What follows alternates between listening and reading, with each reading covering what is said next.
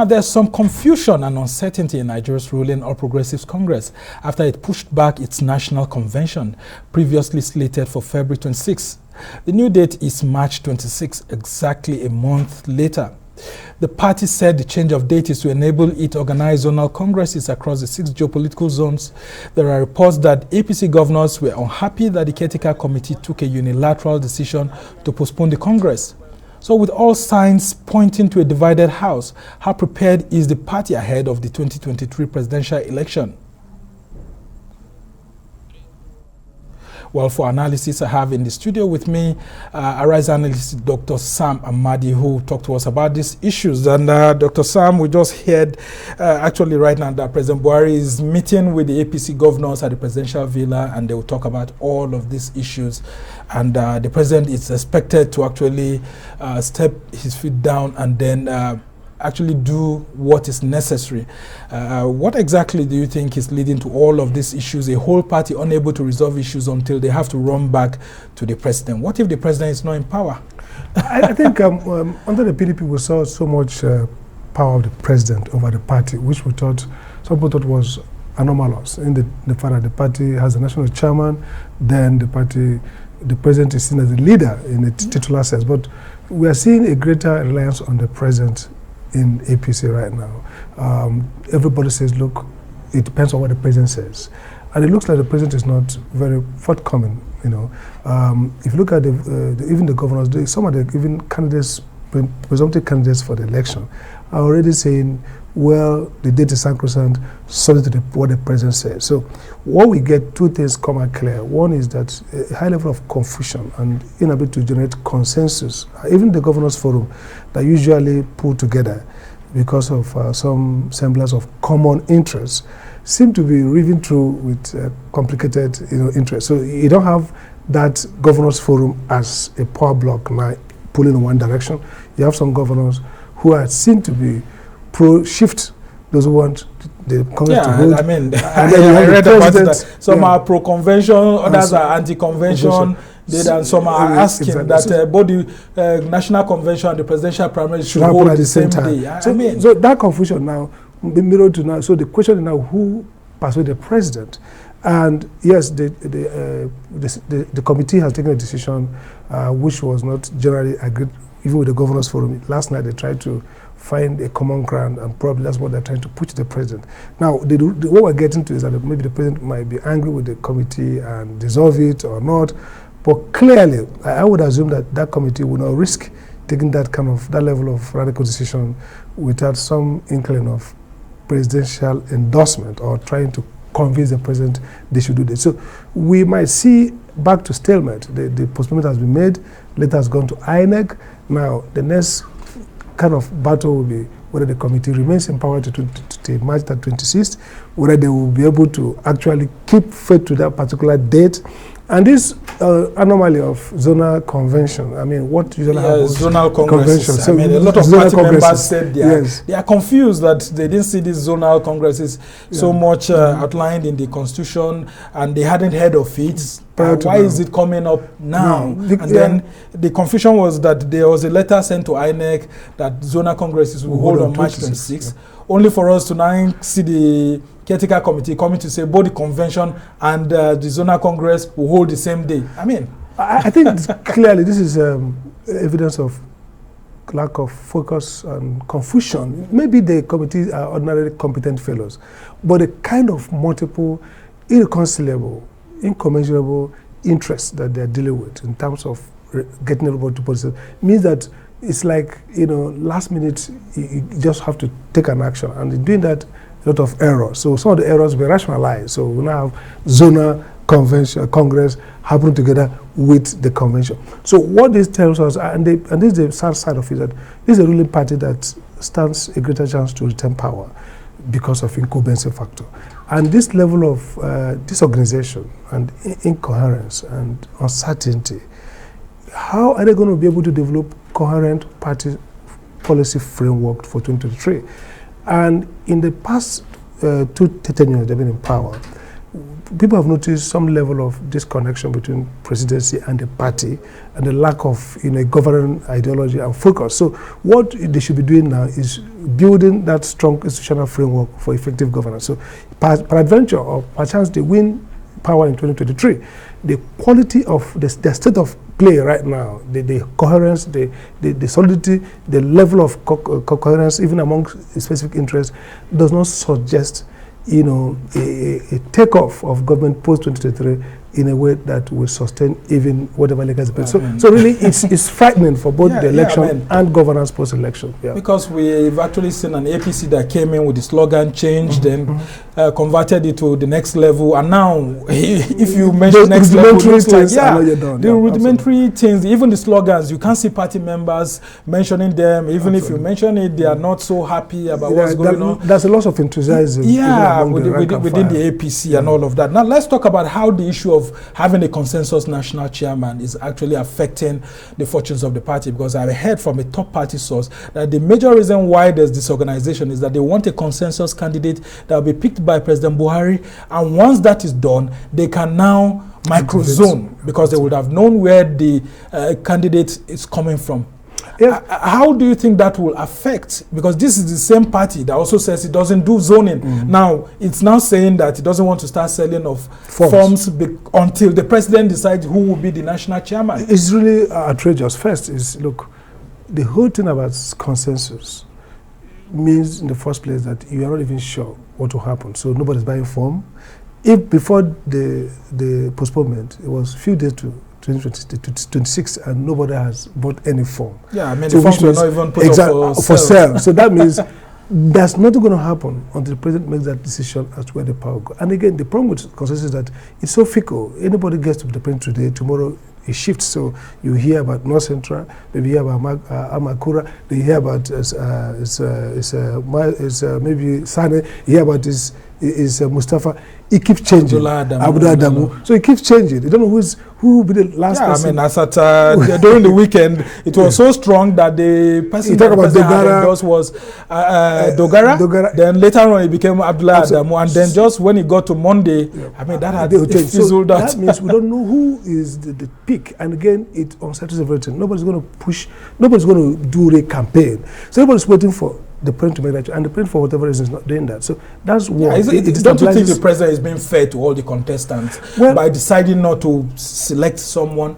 Shouldn't the president be asking all the contestants to just throw their hats in the ring? The president has to go. Go out for election. He has to go the whole hog. If the president rightly feels, why should I endorse the president? Go and compete. The president will shut down the debate. Say, look, don't come to me again. It's a very clear process. You start selling the form. They buy the form. Convention is not rocket science. All parties have done it. Even a CPC does it before now. ANPP, the parties that became this coalition of APC, the Alliance for Democracy, they have done this. They have done it before. So there's nothing rocket science around it. So they don't have to do it. But the problem is, look, irreconcilable difference. And the fact that people have no confidence or don't want to follow rule-based politics, which is, look, pick the form, canvas, you win. And now people want to work from answer to question. So we don't want X to be the guy. We don't want Y, A, and B. We want only C and D.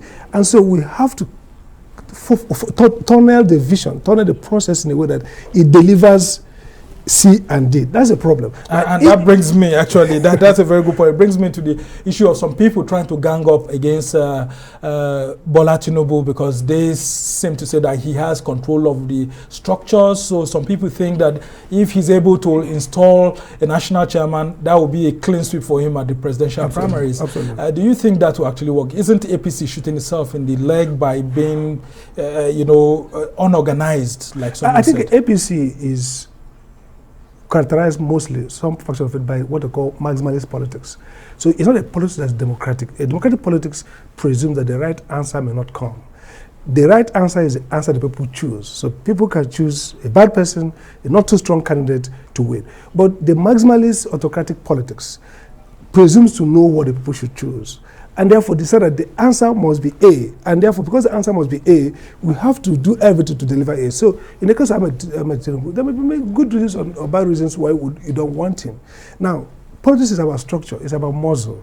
He's able, perhaps, to control the infrastructure of power because of his long labor in that direction. So you sit back and you're home and say, it just can't be him. So what that means that you have to go back and destabilize those framework and institutions that he has created and he has captured. To do that, you have to act unconstitutional, undemocratic. So this struggle is actually about steering the outcome of real politics, and that outcome is not acceptable because we have a vision, an idea of what the outcome should be. So democracy is simple, that outcomes is are functions of dynamics of politics, which means the right guy might not win, the most qualified might not win, the most well-spoken might not win. The person who wins, the person who is able to induce, persuade, or mobilize people to vote for him. So if Ahmed Tinubu is the top guy in terms of infrastructure of power in APC, in terms of the chairman and the people he can put together, then the only way we can destabilize him is not to play in that way, to now play the other way and say, okay, we're going to rely on the consensus. So who will make the consensus? Yeah, because those of us, some of the chieftains actually saying that the consensus is the best option, because if you leave it as a playing ground, that they feel Tinubu will actually defeat whoever candidate is being brought, you know, to play which may be from true. The other side. Because I mean, there are talks actually that there was an unwritten agreement between President Buhari and Tinubu in 2015 that President Buhari will run his government while Tinubu will run the party. And that's why you could actually see some party chairman coming from himself, including the last one that was Adams Oshomole. And some of these people, same people now say that it looks like President Buhari made a mistake. He shouldn't have handed, you know, the party structure to Tinubu. So they have to see how to reduce Tinubu's influence ahead of 2023 so that he doesn't get the ticket. But the problem so with that, the what do you problem make of all of yes, these that's permutations? true. You know, sometimes some leaders are transformational. They just want to govern, okay? That's fine, as long as you believe the outcome of politics. So, but what we advise is that while governing, focus on politics, but politics cannot undermine I mean, even former President Obasanjo was a victim of it when he left the party structure in the hands of Atiku. So what you should do is to make sure that you are keeping an eye on politics. But the problem with President Buhari is that not just that he's not playing politics, he despises the heavy lifting, the dirty work of talking to people moving around. You see, politics is about communication, it's about leveling. A president who wants to get something done can travel by night and meet a middleman, a simple guy, not an official, but a party heavy, and speak to him. So, but he can't do this kind of thing. And now the problem is that you control the power, but you don't control the local infrastructure of partisan politics. And so you have, by default, that the president is powerful in terms of making choices, but he's no longer that powerful in terms of running the party. Right now, because what you're saying is like saying that President Buhari is good as a general, but not good as a politician. Or an infantry. Very interesting indeed. You're still watching the Arise interview. Plenty more still ahead. Stay with us.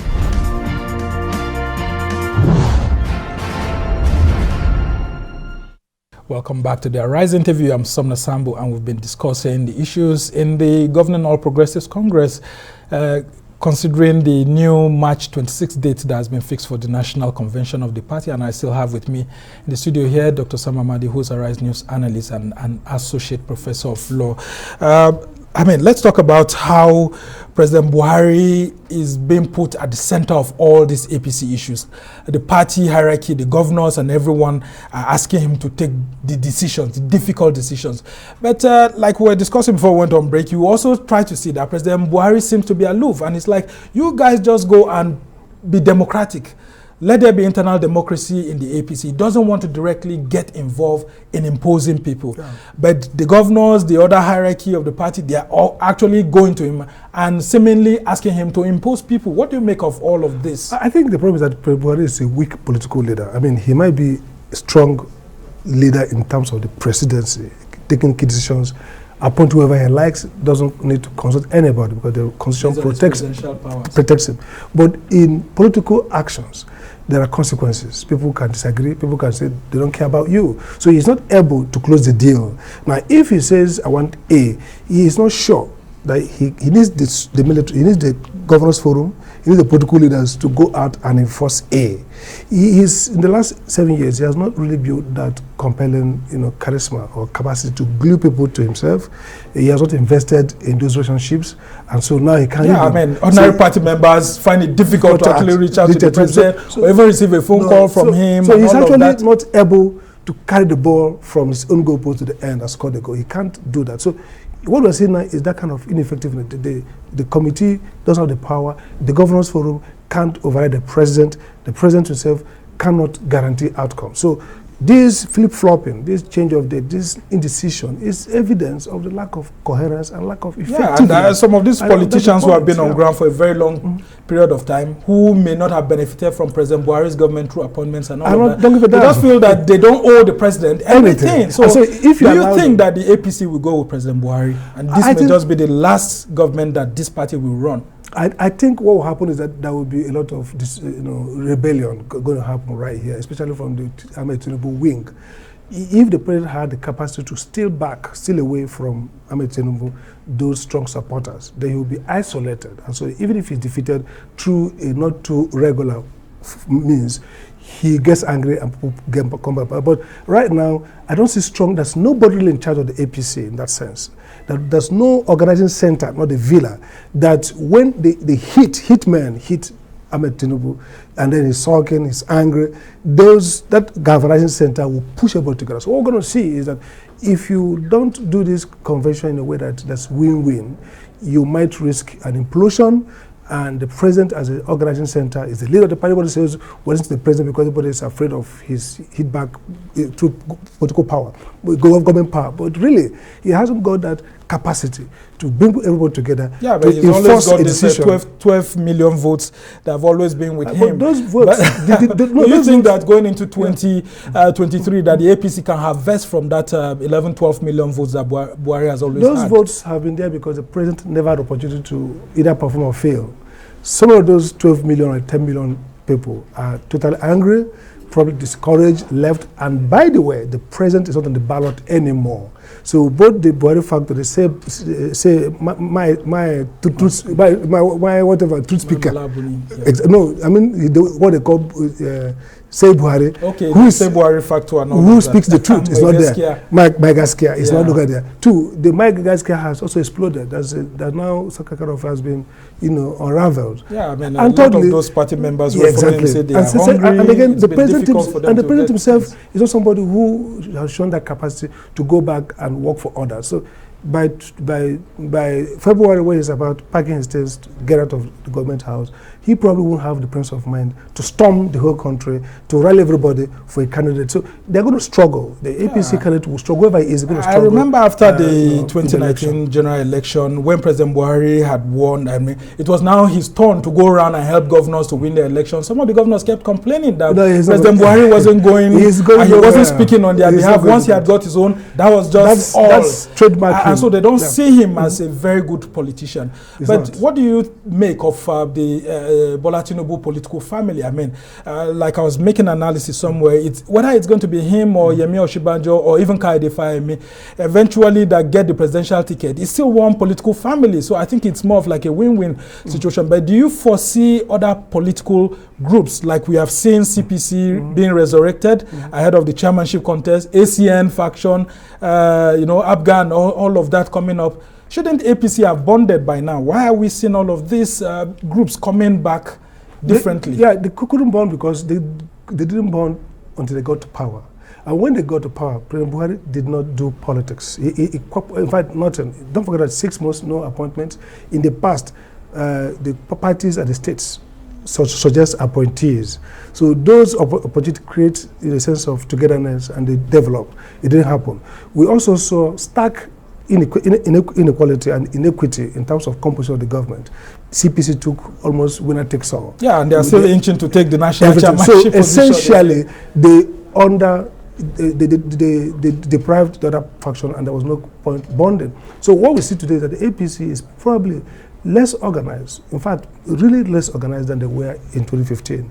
They are less bonded than they were. At least in 2015, the PDP threat was the directive principle, organizing principle. Nobody cared about how the booty would be shared. It was enough that we're going to get to government for the first time and to take over from PDP.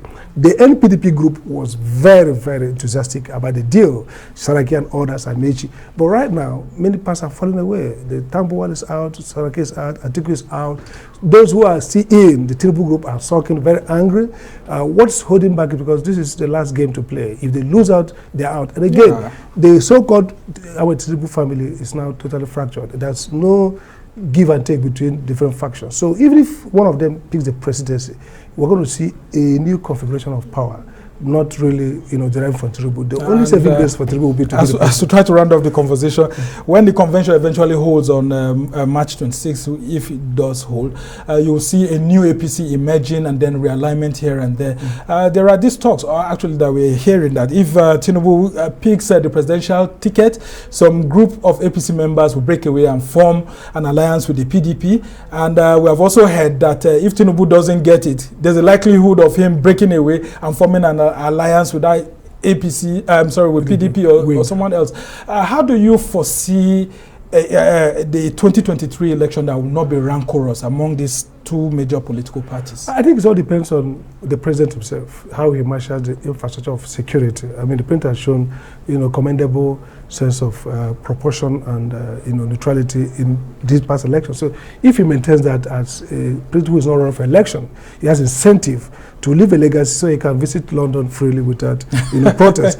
Again, it depends on what INEC does. People are talking about Electoral Act. Nobody's focused on the integrity content of INEC, the level of staffing. We've seen derogation in the quality in terms of new appointees, but how Mahmoud brings everyone together also matters. And then finally, the Nigerian public, the international community is focusing so much on this election. And if they raise the red flag that, look, we're going to ban everybody across Europe and America, and even including Middle Belt, who is involved in electoral violence, I think we might have a chance for the ruling party to be defeated. Everything points to the defeat of the APC in 2023, but they can wrestle victory, or they can wrestle victory from the fire, or they can actually wrestle defeat. But so far, the way they're going, it looks like the prediction about explosion. So what do you think the party should be doing very quickly for those who had expended monies in booking hotels, doing so many things ahead of 26th, only for this to be shifted to March? Unfortunately, the party doesn't refund. When I ran for Congress of ABGA, they took our money, no Congress, they didn't refund us. Party doesn't refund. So what they should do is to make sure the next time they deliver,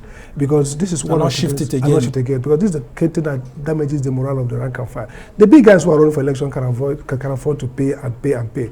But those younger, smaller persons who are members of the party at the grassroots, who make these contributions, plan to visit Abuja for convention, and now they're disappointed, you can't quantify the level of morale loss. And that's where the party should not just focus on power, but focus on how to mobilize internal democracy at play here. Absolutely. That's what we all hope all the political parties will take heed to. We must thank you so much, Dr. Sam Amadi, who is a Arise News analyst and an associate professor of law.